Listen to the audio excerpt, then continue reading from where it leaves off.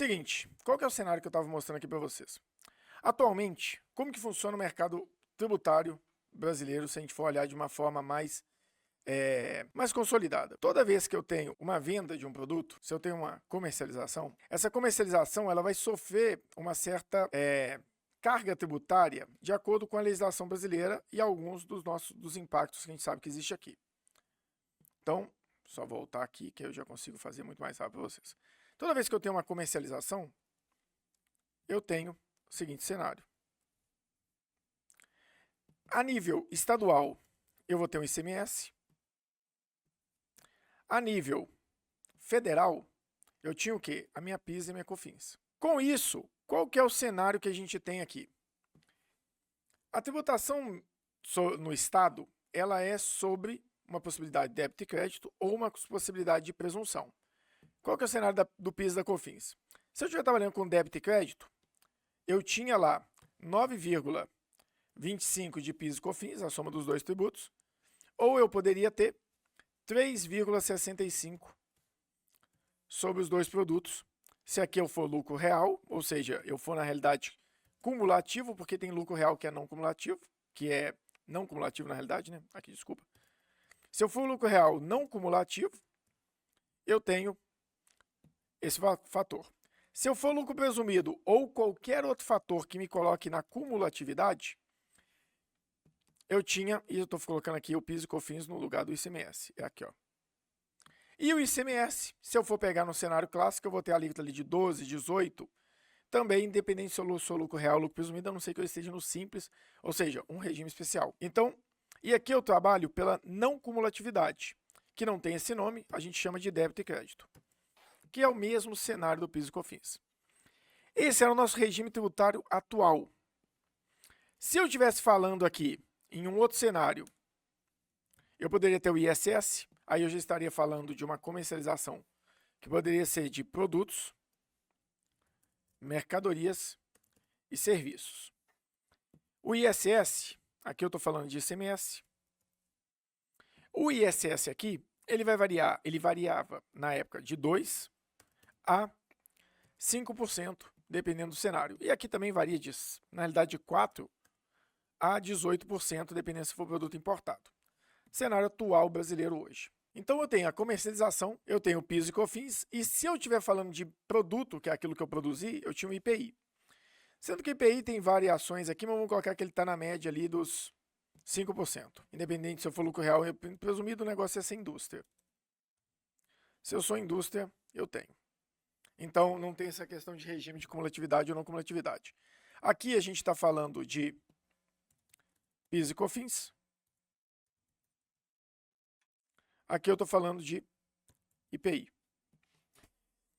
Esse é o cenário tributário atual brasileiro. Qual que é a visão do governo federal com essa nova legislação, com esse novo cenário?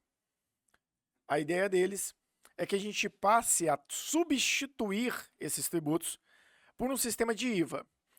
Qual é o principal fator que a gente tem no sistema de IVA aqui? A maioria dos sistemas de IVA do mundo, eles são um IVA apenas. E agora, no Brasil, a gente está falando de um sistema dual de IVA. Por isso que eu tentei separar isso aqui para vocês. O que a gente está falando de um sistema dual de IVA, Carlos? A ideia seria basicamente você dividir aqui numa linha no meio e falar o seguinte: eu continuo tendo impostos municipais e estaduais sobre o produto, ou mercadoria, ou serviço. Só que eles passarão a ser chamado de IBS, Imposto sobre Bens e Serviços. E aqui embaixo eu passaria a ter o quê?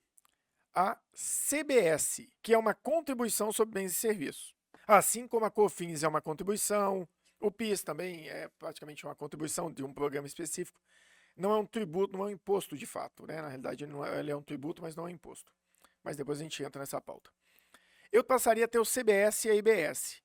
Qual o cenário nisso aqui? Fala-se, nesse caso, de uma tributação consolidada 27,5%, 27, 27,5%. Vamos colocar aqui um cenário de 27%.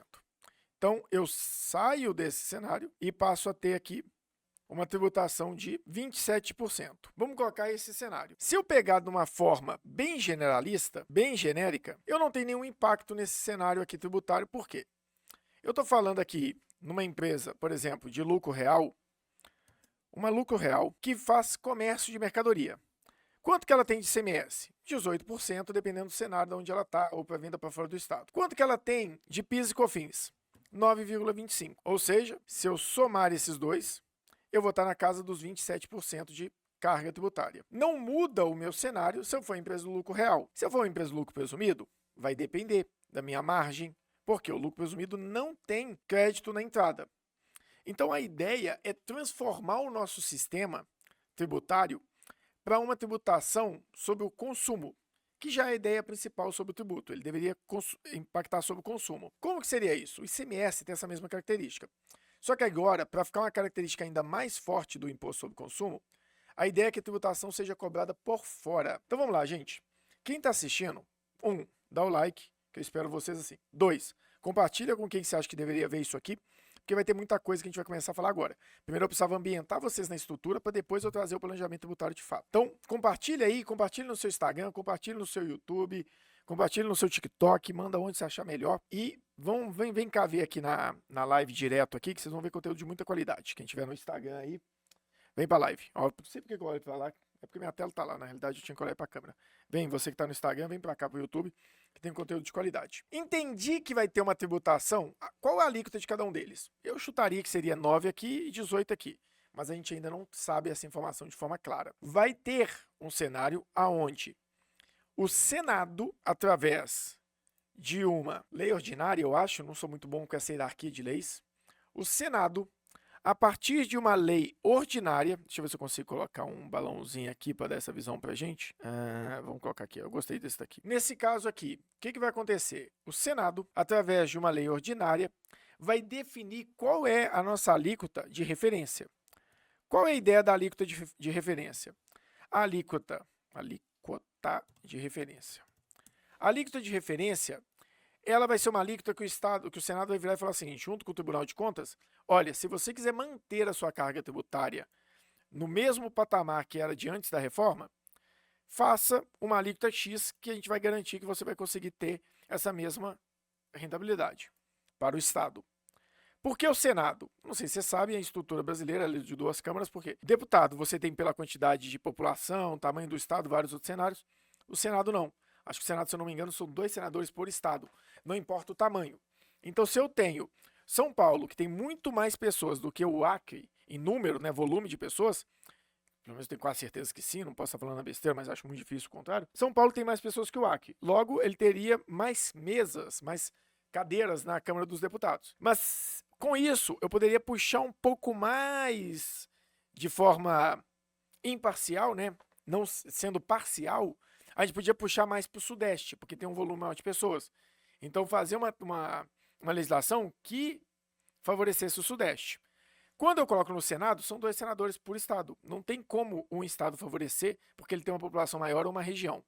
Então, acaba que você tem mais chances, por exemplo, do Nordeste, que tem muito mais estados, ter uma força muito maior do que o Sudeste, que tem poucos estados.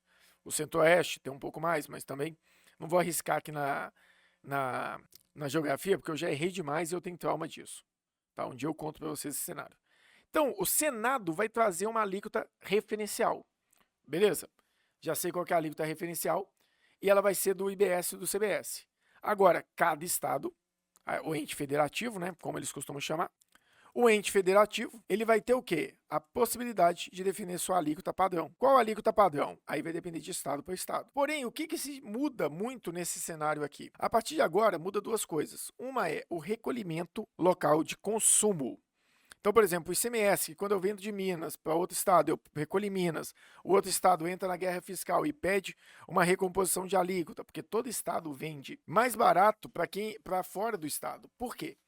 Minas, quando vai vender, por exemplo, para o Espírito Santo, pode vender mais barato, porque todo o dinheiro que ficar aqui em Minas vai estar relacionado à empresa produtora. Quanto mais eu vender aqui, melhor. Porém, todo o gasto que eu tenho com a população é da minha população daqui. Então, se eu estou vendendo para a população externa, o meu gasto é menor, logo eu tenho mais vantagem competitiva. Então, é melhor que eu venda para fora com menos carga tributária, porque eu trago mais divisa para dentro do meu estado, dinheiro que está em outro estado vem para cá. Então, eu acabo ganhando mais competitividade no cenário aí tributário. O mesmo se dá em países. Quando você está num país específico, ou você está no Brasil, nos Estados Unidos, no Chile, a venda para fora do país ela é menos tributada, porque eu estou trazendo divisas de fora para dentro do meu país. Então eu rebalanceio a balança comercial, então é muito estratégico isso. Então os entes federativos vão ter que definir sua alíquota padrão, porém agora com consumo no estado de destino. Perfeito. E agora, como que isso impacta?